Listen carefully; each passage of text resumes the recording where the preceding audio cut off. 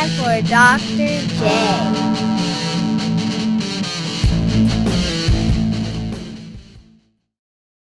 We are back inside 83 because Winter, we woke up this morning and Winter was there. Said hello. Let us frost your nippy nuts. Oh my. Yes, I had to wear my slippers this morning. It was so cold. Yeah, it's chilly in the office. Yeah. Well, like you, I've got carpet everywhere, so it's nice and toasty. But when I went outside, that's when I realized, hey, I might need to put something on my feet. So I went back inside and got my slippers. My slippers that look like dock shoes. Yeah. Spurry slippers. Yes. So, today's topic. Oh, God. Books. Oh, my God. Thankfully, that's not at all broad. Well, no, I'm thinking, because the interesting thing is you and I have kind of migrated towards the ebook. You, for obvious reasons, you get to do the audio thing. Because I can't see. Yeah. Because you can't see, and oh my God, you speed it up so fast. I don't understand how. I honestly don't get how you understand those people. All blind people can do it. But it's so fast. Yeah. It's a little fast. I put mine at 1.5, and I can't understand them. I listen to it, too. I've done 3 before. 3's challenging. Oh, wow. I mean, I can do Really? it. I can do it, but I really have to concentrate. 1.5 is challenging to me. 2 is normal for me. I've tried it at Yeah. 1.5, and I'm like, oh, my God, this is so slow. I get it already. Let's go back to 2. So I would like to pretend that I've been thinking about this topic all day, but it just hit me as I was getting my coffee. Because we were going to talk about either fried chicken or being single in your 40s. I thought books is a lot better. I think the latter really should be a conversation, but not today. Not today. Today's not the time. We'll talk about that once. We'll talk about that later. So are you asking the question, do we read differently than we used to because of technology? Sure. That sounds really good, Jason. You have no idea what you're doing, do you? No, I don't. Excellent. I had it was the chair of my department at my last job, and she gave a talk about how reading on a tablet or on a computer is very different on the brain than, say, reading on paper. And I still think paper is far superior. I do too. I tell my students, this is what I tell my students, the problem with ebooks is they don't have a smell. They do not, in fact. Where books have a smell. Yeah. Books have a past. Mm-hmm. An ebook has no past. No. It's Well, not real. Well, okay. It has a past. It's not the past. It's not a physical past. It's not a physical past. Exactly. Because one of the things is, like, I've gotten so many books in my Kindle library that I have forgotten a lot of the books I have in my Kindle library until I scroll all the way down and I see the one. Because they put it in order of use, right? Yes. Like which one you looked at last. So these books that I haven't looked at for like 5-6 years are way at the bottom. And it's like, oh, I forgot I had that. Yep. Oh, yeah. Why did I want to read the Book of the Dead?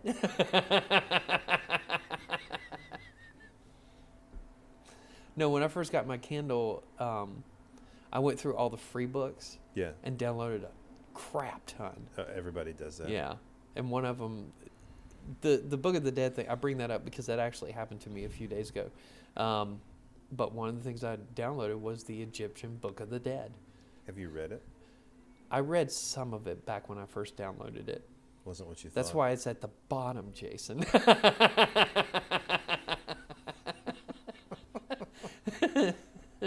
Now, the cool thing about what I do like about ebooks over regular books is the ability to jump around. And when I'm teaching, especially the last 2 semesters. God, yeah.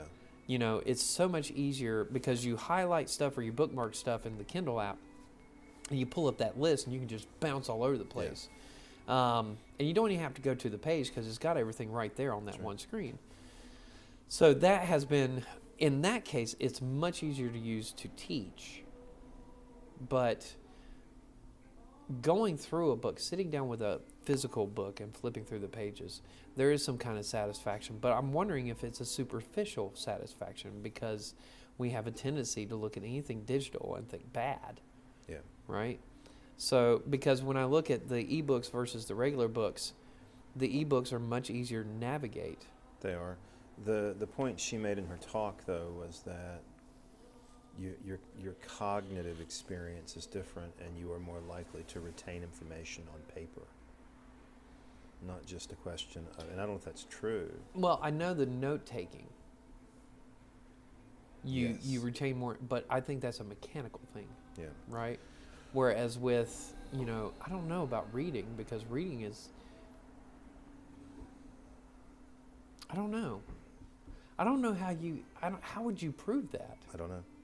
Because it's not like, you know, ebooks change well, you can change the font color in ebooks, but if you have it white and black, or, you know, that they do have the sepia page color. Which I like. Yeah. The light brown. Yep. Yeah, it's nice. Well, it's easier on the eyes. It is right? much easier on the eyes. Especially like if I'm reading something, typically I'm reading something when it's dark, you know, and you use the sepia color plus, you know, dim the screen color, and all of a sudden the words pop out a lot easier. So I don't know how you would actually make that case. I don't know how she did it. This talk was in 2012. Right. Or 10 or 11 or something. So it's been so long that I don't remember.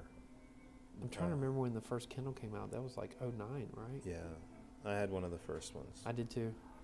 And I loved it because I was able to, so before the Kindle, and I really should do this again because it was free, is I got all of my books from Library for the Blind, Mm-hmm. and it cost me nothing. It cost you, thank Yeah. you by the way, for your taxes to help the blind. You're welcome. And I liked it because I could listen, but if I didn't have the visual impairment, there's no way I would be caught dead with an e-reader. Yeah. I wouldn't do it. I just wouldn't do it because I like the way the book feels, and the physical artifact has a history, Mm-hmm. especially if you have a used book, Yeah. like those wonderful volumes I have at home that were printed in 1906. Yeah.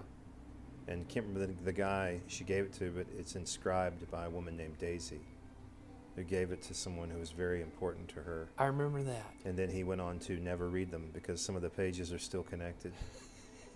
You know, because he never got a penknife and Wow. sliced the pages. Well, just shows you how much he loved his Daisy. Apparently. Well, it's a lot of books. It's 6 volumes long, and it's Yeah. intense. But they smell. They have a past that you can connect to in a very visceral, kind of very tactile, tangible way, palpable way, that you just cannot do. You're still getting the same content with an ebook. Mm-hmm. So you're still getting the same information, but you're losing the feel of the thing in your hands. Mhm. And I do think that matters in ways that I don't find them to be, I don't know what the right word is, tangential to the Mhm. reading experience. I think it's a part of it, Mm-hmm. is that you're constantly reminded this is an artifact. I think textbooks are different because they're all pieces of shit. Yeah.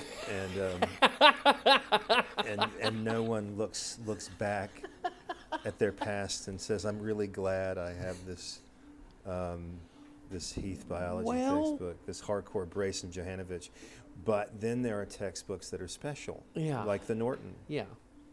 But of course, it's special to us. We're English majors, Yeah. and it's not like any other textbook.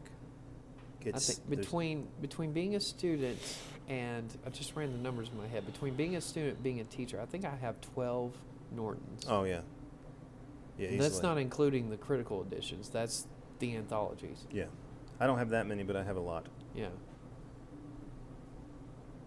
But it reminds you of your past, Yeah.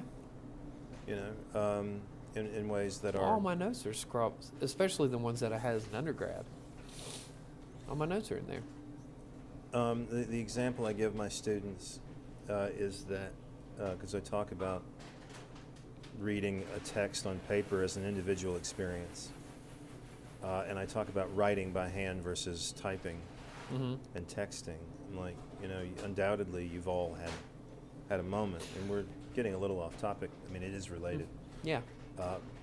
When someone you love has told you they love you via text, and it's very sweet, it's very powerful, but it's missing something. I said, my wife and I, when we first met, I was living in Mississippi and she was living in North Carolina, and we couldn't call each other. We didn't have cell phones, and we had long distance. Oh God, I have to explain what long distance is to my students. They're just lost. Yeah. Oh yeah, I went through that with my American Lit class. I told them about MCI and 1-800-COLLECT and... Oh, no idea. They have no idea. They have no idea. No clue. Or calling collect and saying who's calling. I'll be home at 9. Yeah. I used to do that all the time. Yeah. I never did, but I have friends who did. But I said, so we couldn't talk on the phone just because it was cost prohibitive. So we wrote letters. And we did not type these letters. No, we wrote them. Hand wrote them. And I don't know where they are now. I mean, I would probably burn them if I found them, but... No, you wouldn't. All mine are in a shoebox. I've lost mine over the years because so many times I've moved, but I tell them it's not the same as getting a text because, one, it's her handwriting, unique to her. No one on the planet has her handwriting. Yeah. And it smells like her. Yeah. And girls used to perfume their letters. And I said, you can't possibly understand the power of that. Although it is nice, especially when you first start dating somebody, it's nice to get that text early in the morning. I have no problem with that. You know? I think but it's great. You're absolutely right, because Jenny and I, when she went to Elon, I think I've told you this before, we would call once a week. And usually it was on Saturday. Yeah. And then, but during the week, we would write back and forth. Shoot her a letter off, she'd shoot me one back. Just like you and Dawn. It was, that was how we communicated.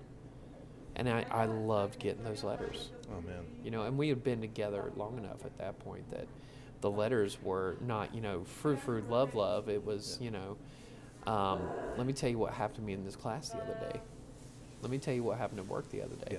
You know, those kinds of things. And that makes it special, too, because you're getting pieces of their life handwritten for you. Yeah. You know? We also don't talk about inheriting our family's electronic devices. You know, I'm like, I've got several copies of the Bible in my Kindle, and then I have my grandfather's Bible. Right. That's the pages have been used so many times they're wrinkled and yellowed around the edges, and the spine is broken. Yeah. And it's beautiful, and it was his. Yeah. You don't get that from an electronic device. No. Oh, look, Grandpa's Kindle. No one cares. No one cares. Oh, look, Grandpa was looking at porn that day. Yeah, well, that's entertainment. Yeah. But Grandpa was saucy. there are a lot of reasons why books... Although you could inherit Grandpa's Playboys. You could, in fact, and that would be really weird. Or the lingerie section from the Sears Roebuck catalog. Or J.C. Penney. Or J.C. Penney. They always had the really saucy Yeah, ones. they did. Oh, memories of being a young boy. I know, right? But I'm not trying to romanticize it, because Yeah. I think any kind of romanticization is ultimately very dangerous. But the only thing, what ebooks offer is pure functionality. Yeah. Well, and accessibility. And those two things are fantastic. Yeah. But if there is no personal connection to the artifact, the connection is to the content. And that's fine. But there's got to be more than that. I think, well, here's the thing, right? This will be I'll call it the Bradbury argument. Because how did they trade books in Fahrenheit 451? Oh, they burn them. Yeah, but how did they trade the books? Oh, Orally. yeah. They would memorize the books and then regurgitate them. Yes. You know? And I think there's something to be said there. Even when you get rid of the physical manifestation of the book, the narrative is going to survive. Oh, yeah. You know? And I mean... The content will never die. No, the content will never die. So I think really when we look at the state of books now, and you, I know you're not trying to romanticize it, but you are.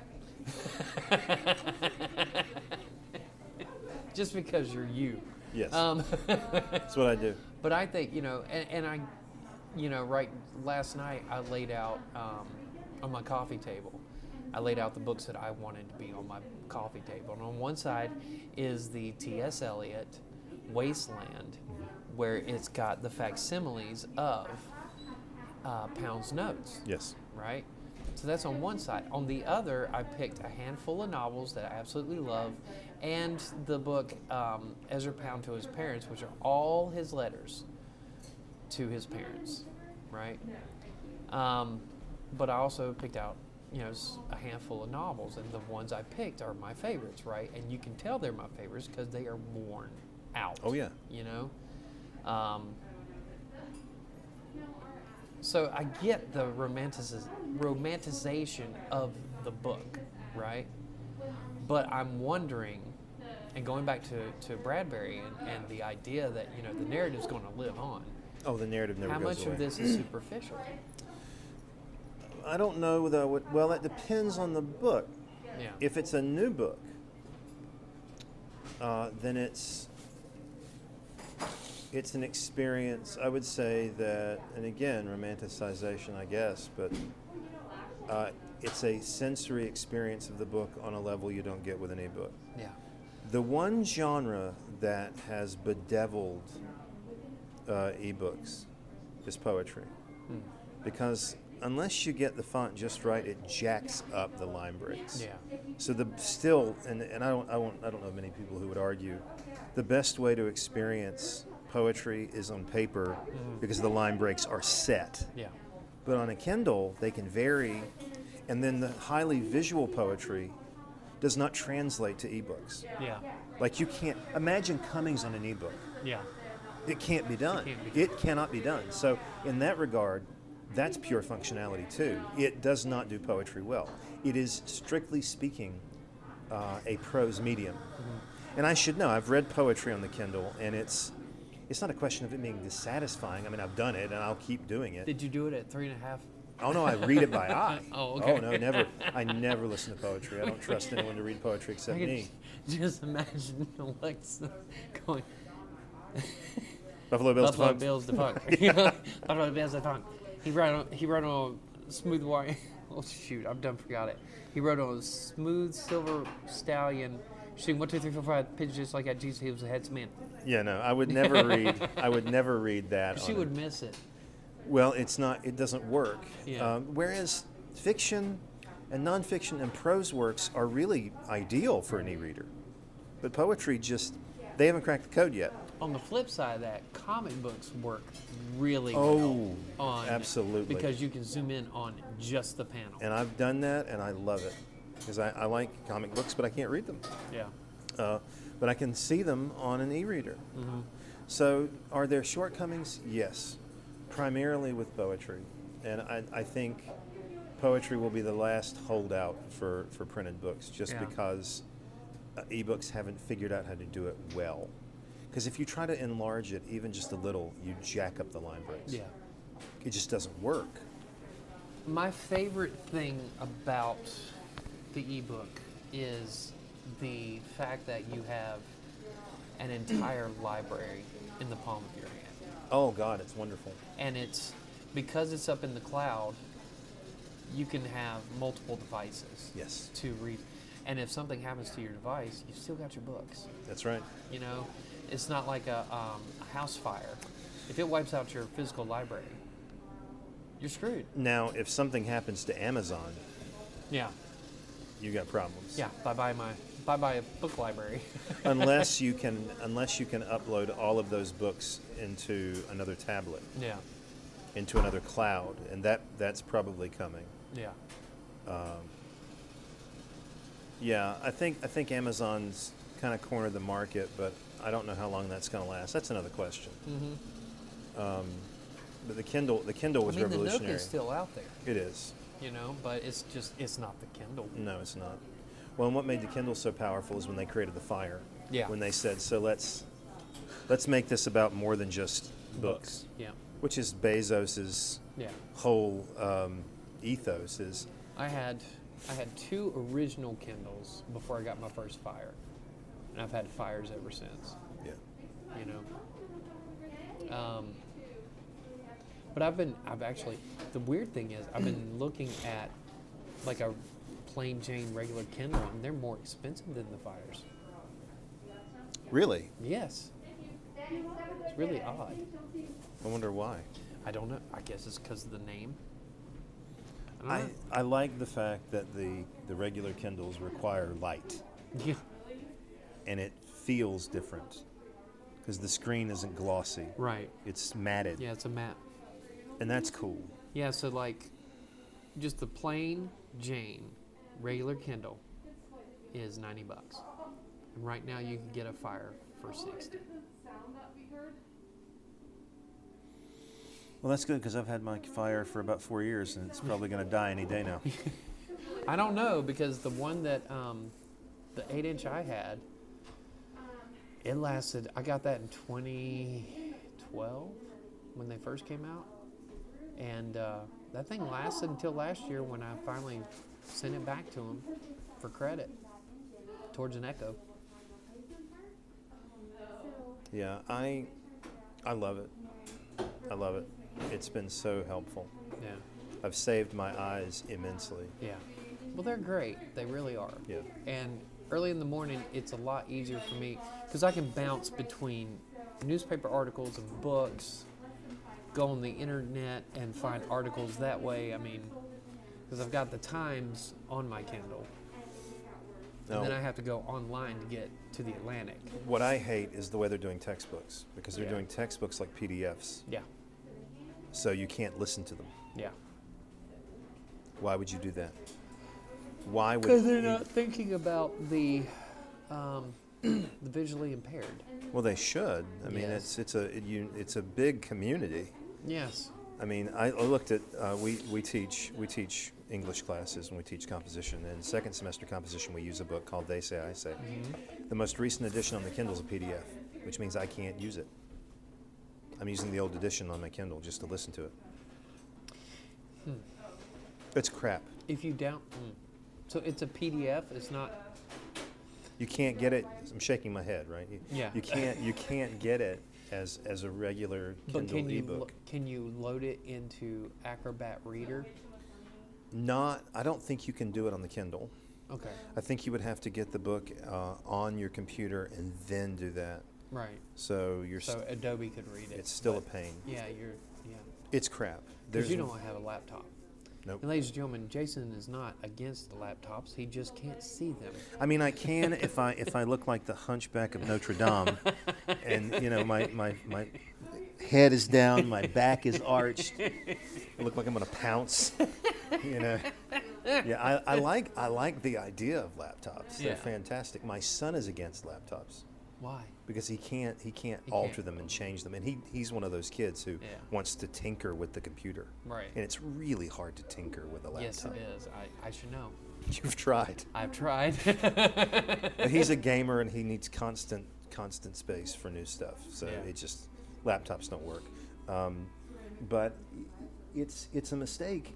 And my concern is that when let's be honest, we need to get rid of textbooks, Yeah. paper copies of textbooks. Yeah. It's a waste. It is.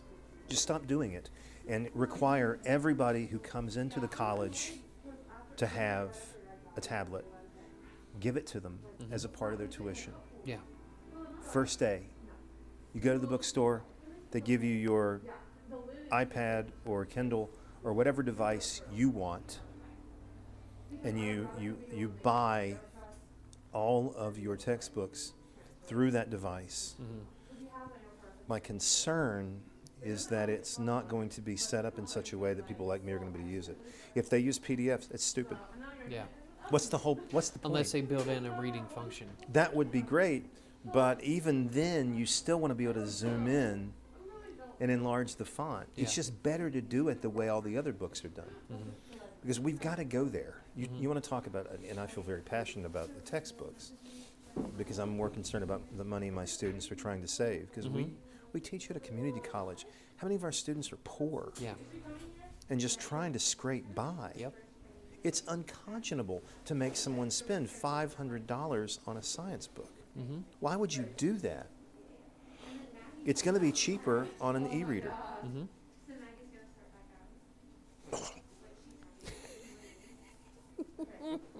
The question is, how long before we're there? Yeah. How long do we have to wait before universities and community colleges finally say, okay, we're done with this now. Let's switch to primarily ebooks? Well, I don't think it's the universities. I think it's the publishers. Yeah. Until it becomes lucrative to get that ebook, they're going to keep it. It's kind of like the oil company climate change thing, right? Until the publishers get on board with this, they're going to be printed copies. You're going to have departments across the nation, and you probably already have departments across the nation, truth be told, that have already told the publishers, we're doing digital only. And the publishers have probably accommodated them, right? But the majority of them are going to do what the publishers want them to do. Not because, they're in some kind of conspiratorial thing. It's just the publisher's going to make everything printed look better than the digital. Or they'll do like Norton does and throw the digital in for free to get you to buy the print. But you got to buy the print. In order to get the free version of the digital copy. That's only and then if they you make buy it so new. Convoluted. Yeah, only if you buy it new. And they make it so convoluted that it takes like a half hour to get a hold of the digital copy. Yeah. I get that there are certain textbooks for which this would not be feasible, but most textbooks you could do this. You could certainly do it with history. You could do it with literature textbooks. With the poetry, you could make those sections PDFs, or make the PDF accessible. Yeah, because once you do a PDF, it locks it. Yeah. And if you lock in the formatting, then no matter what e-reader you're opening, That's right. you're going to see it in the original. And that would solve that problem for an anthology. Or a scan. You could do a scan too. So something's got to give. You say that every podcast. I was noticing that the other day. Something's gotta give. Every podcast, something's got to give. Well, I'm right the every. levee's got to break. I'm right every time. One day, I suspect, in our lifetime as instructors, professors, whatever we are, we're going to see it. Oh yeah, I've been telling students for 10 years that within the next 20, my students are not going to have backpacks anymore. Nope. They're going to walk in with a tablet, and that's it. Yep. Take their notes on the tablet. Yep. And I've already got students that do that. Ever since Apple released the pen, the thing is, the Surface came out, several years ago, and I would see every once in a while, I'd have a student that would have a Surface. Since Apple has released the pen, more students are bringing their iPads in and using their pens with the iPads. I'm seeing a lot more students take notes on their iPads. And I would be cool with that. I'm very cool with it. As long as they're taking notes with a stylus rather than typing. Yeah, that's what they're doing. Oh, good. Because I can't remember the last time I had a student who took notes on a keyboard. You learn more by writing by hand. By writing it down. It doesn't matter if it's electronic or paper. Yeah. You're still forming the letters and creating a memory in your brain. So that would be nice if we could go there. But you're not wrong. Unfortunately, it's going to take publishers saying, okay, let's see what we can do. Yeah. Yeah. That's all I got on that one. But I mean, They'll find ways to make it appealing for the universities. Well, not university. Well, yeah, for institutions to want to do the E only. well, wherever the universities go, the community colleges are going to go. Yeah, We'll always be second in that regard. I know. Well, that's because we just don't have the base that the universities have. No. I mean, that was the complaint when we were dealing with Norton. You know, we were getting forgotten because we just don't have the volume that a UNCG or a UNC Charlotte or a Chapel Hill have. Yeah. I mean, they've probably got 20 sections of lit. We've got like, what, 7? Yeah. You know, I mean, and I'm American and Brit together, you know. But, you know, university, they probably got 20, 30 sections between American, British, world. You know, some of them, even the higher institutions, they've got, like, you know, specialized when you get to the 300, 400 level, like I had at Appalachian, you know. I think in this regard, and normally I don't think we should meet students where they live. I think we should raise them up. But in this regard, with these kinds of things, I Yeah. think we need to meet them where they are. Yeah, And where they are is ebooks. yeah, Whether I like it or not, that's the future. yeah. And it's more cost effective. It's going to save them Much. a ton of money. Yeah. So I don't romanticize anthologies. I just Yeah. don't. With the exception of something like the Norton, Yeah. which is Well, I mean, that was a our doorstop. books. Yeah. Yeah. No. The Norton anthology on criticism, that's the doorstop. They actually, when I was at UNCG, when I was in grad school, they called it the doorstop. You know. That one, what was it? The Chicago manual. which that I was have. another doorstop. I have the old one. I've got one of the old ones. That thing. I've got the 9. What was it? I've got the I can't remember. I've got the 15. I think I've got 14 or 15. Everyone's got. Is it orange with black writing? Yep, You got the 15. 15. Yep. They called that one a doorstop, and they called the Norton. Well, they actually said the Norton was the doorstop, and then the Chicago manual was A doorstop. So I think in terms of academics, I think it's got to change for a lot of reasons, not least of which it's cost effective. Mhm.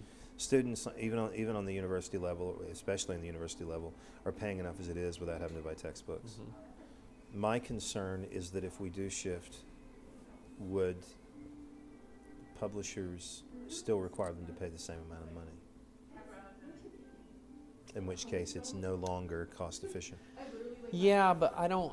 Even the digital access. Okay, so I was looking at when we were first cutting that deal with Norton for the American anthologies. The digital access, to just get the digital access, was going to be like $20 cheaper than the physical book. But the deal that they threw at us was, we'll give you the condensed anthology, the shorter edition, for $65. Yep. Okay. On top of that, you get one free critical edition. Yep. Now, the critical edition is for all the sections. You can't mix and match. And full free access to the entire 5-volume anthology online. Now, the problem with the anthology, because you're getting it as part of the package, the problem that, and this is what Taylor ran into and got so angry about,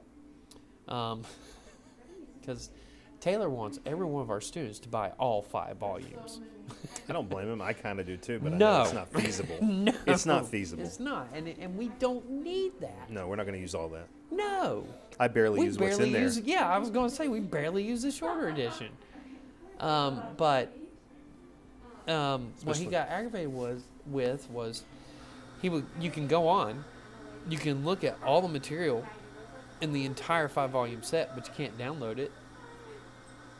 So what has to happen is, if you're going to use one of those pieces, every one of your students for that day have to have a laptop or a tablet to be able to view on Norton's site that digital copy, Or all you- at the same time. Or you do what I do, and that is I started doing this with the 241 book, Mm-hmm. is I would find the pages I wanted and I would put it on the board. Yeah.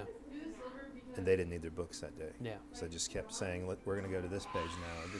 But still, it's a pain. Yeah. And Norton has not made it any easier.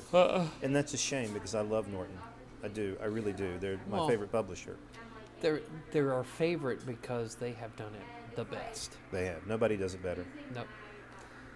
Maybe And they know it. That's the problem. They know it, yeah. They know that They need some competition, and they don't have do. any, which is why I don't like this Britlit. If Yeah. Oxford came out with one, Yeah. Norton would be in trouble. Yeah. So no, I suspect, yes, something has got to give. Mm-hmm.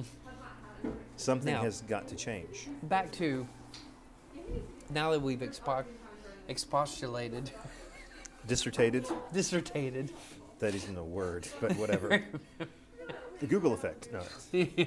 Now that we have postulated on textbooks for an inordinate amount of time and completely and utterly bored people out of their brains, or they're actually dreaming about food right now as they drive down the road. Yes. Let's come back to the original idea of the appeal. You know, electronic textbooks make sense. It makes more sense than anything else. But as a culture, we're reading more and more digitally. Yes. So when we actually look at the Kindle is, you know, we've already talked about the storage advantages. Being that it's on the cloud, you can't lose it.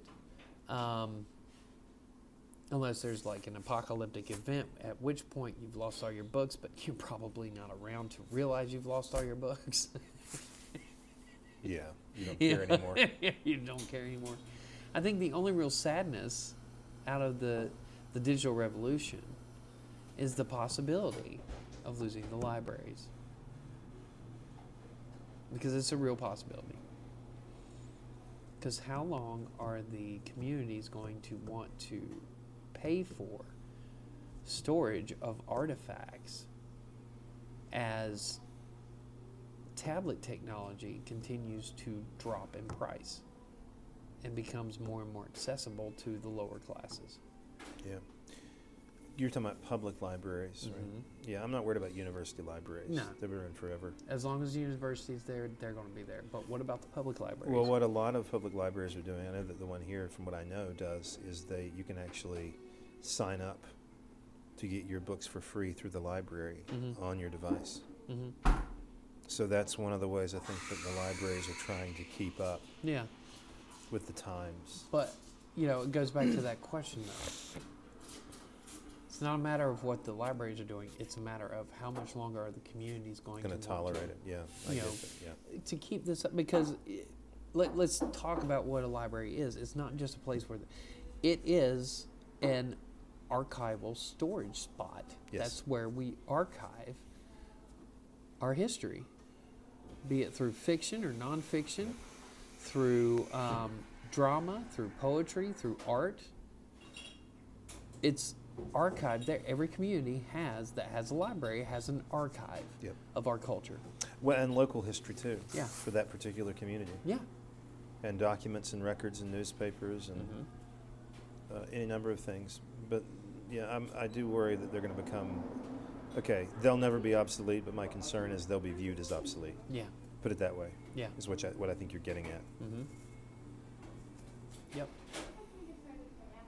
Because if you can get it online, why would you care about going to the library? Mm-hmm. Did you ever see the Twilight Zone, where it's a future dystopia? The guy who's the only one left. No, that's the glasses dude. Yeah, that was great. I'm talking about the librarian. I feel his pain, by the way. Yeah.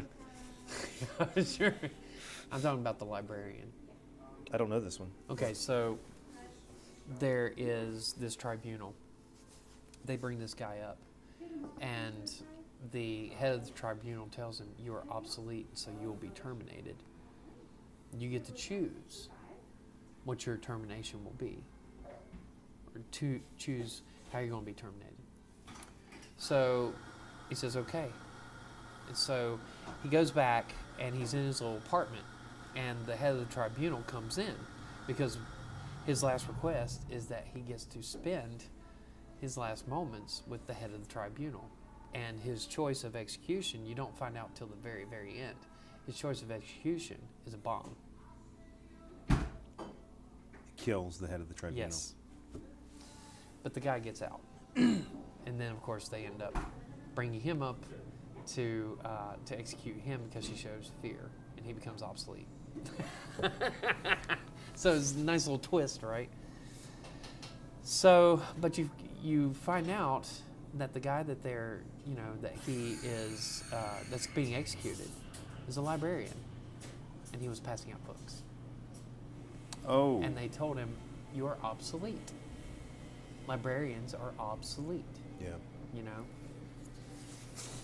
The other thing about the library, because you want to compare the library with the wild, wild west, which is the internet. Yeah. As I tell my students, if you want to guarantee that the sources you're reading are reliable, go to a library. Yeah. They'll They be have there. standards. Mm-hmm. Sources that aren't reliable aren't going to make it there. Yeah. Right. But if You you're know what looking I on the miss? internet, then yeah, you're screwed. I miss the card catalog. Oh yeah. I couldn't see it, but I loved it. Well, I could see it. It's It was so classy. frustrating, but I miss it. It's classy. It was. It's reliable. Yeah. Yeah. I used to tell my students, I'm like, if you ever wanted to piss off a librarian, you go and take a card out of the card catalog and then put it back in randomly. in front of them. In front of them. And just watch them kill you. I do think it's also, so you're talking about the difference between reading digitally versus reading a paper. Mm-hmm. Serendipity is almost entirely eliminated. So what I mean by that is that whenever I was doing my research for whatever I was studying at the time, I would go in every day and at least an hour to 2 hours a day walk through the stacks and just look at books. Yeah. And I would find one I never even thought about before. I'm like, oh my God, this is going to be good for what I'm doing. Yeah. Or it would give me an idea. You don't get that in a keyword search because your keyword search is already designed to get exactly what you want. How do you Mm-hmm. get what you didn't intend on a Yeah. keyword search? You don't. That's how I found Google. Just going to the library. Yeah, I was up at, when we were at Appalachian, I would get a book a week. And that would be the novel that I would read for that week, right? And I kept hearing, I kept reading about how Hemingway had this like internal struggle with the Russian authors, and I was like, okay, well let's figure out what these Russian authors are all about. And they had a small section in the stacks at Appalachian with just the Russian authors, and that's how I found Gogol. I just walked over there. I didn't look him up. I didn't even know who Gogol was until I walked over and saw Gogol, Dead Souls. I said, that sounds interesting. I wonder if it's zombies. It's not. Unfortunately, I was a little disappointed. It's a good book, though, from what I hear. Really good book. It's phenomenal, and it's much more accessible than any Dostoevsky. Dostoevsky is so dense. He is hard. I struggle with that one. So, But yeah, Serendipity I is struggle lost. with Crime and Punishment. I don't struggle with Karamazov as bad. But Serendipity is lost. Yeah. Discovery is lost. Yeah. It's just gone. Yeah. Now, I say that, but on the Kindle, it will tell you what other people have read. Mm-hmm. That, you got this book. People who also got this book also read these things. Yeah. So there's serendipity there, too. Yeah. But not in the same way that's in a library. And so that may be the other benefit of print sources, paper sources, and that is that there's always something to discover. It's Yeah. much harder to discover something you never expected when you're using a keyword search, because by using a keyword search, you're creating parameters and saying nothing outside of these parameters. But when you walk into the stacks, well, that looks interesting. Yeah. I didn't know that was going to be here. Holy crap, let me take a look at it. Oh my Yeah. God, I can use this. That doesn't happen with a keyword search. Keyword search, you know exactly what's going to come up. Yeah. So, It's true. Well, that puts us at 45 minutes. well, I had a good time. Yes, your little dissertation. on textbooks was very enlightening. Well, it's relevant. It is relevant. And you and I both find that wonderfully fascinating. Nobody else will. I think we lost them. We came back. We came back. But they probably also are passionate about it too, because Yeah. all of them have been expected to spend several $100s on something they could have gotten for cheaper online on Yeah. an ebook version. Yeah. So it's not fun. It's not a sexy topic, but it's kind of important. Oh, but for us it is very sexy. Probably. it's books, Jason. My problem right now is I don't have any bookshelves. So I've got books in stacks at the top of one of my closets. Oh, yeah. You know? So, all right, well, we're going to call it there. Next week we'll have something more exciting like we did. Congratulations are in order, Jason, because our most recent one, the Thanksgiving Day special that we did,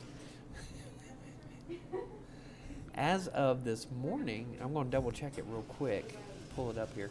As of this morning, it had 41 views on YouTube. And let's see how many downloads of the podcast.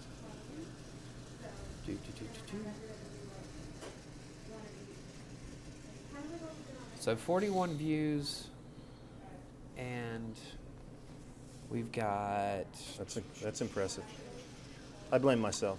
so do I. Only 4 downloads of the podcast. So the YouTube one, though, 41 views. I'm pleased with that. I am too. Is this the Optic Poet or is this yours? The Optic Poet. Yeah. The one about Thanksgiving Day orgies. I think the word orgies is really what brings people in. I really do. I think that's what gets people. So maybe next week we'll do something sexy like that again. Fingers crossed. Fingers crossed. Yeah, I have to keep telling you what I'm doing because there's no camera. No, there's no camera. I prefer no camera. You like this? Well, because I have a face for radio. My voice sounds cooler than my face. Oh my God. It's true. Okay. I'm the barber. That's Dr. J. We'll talk to y'all next week.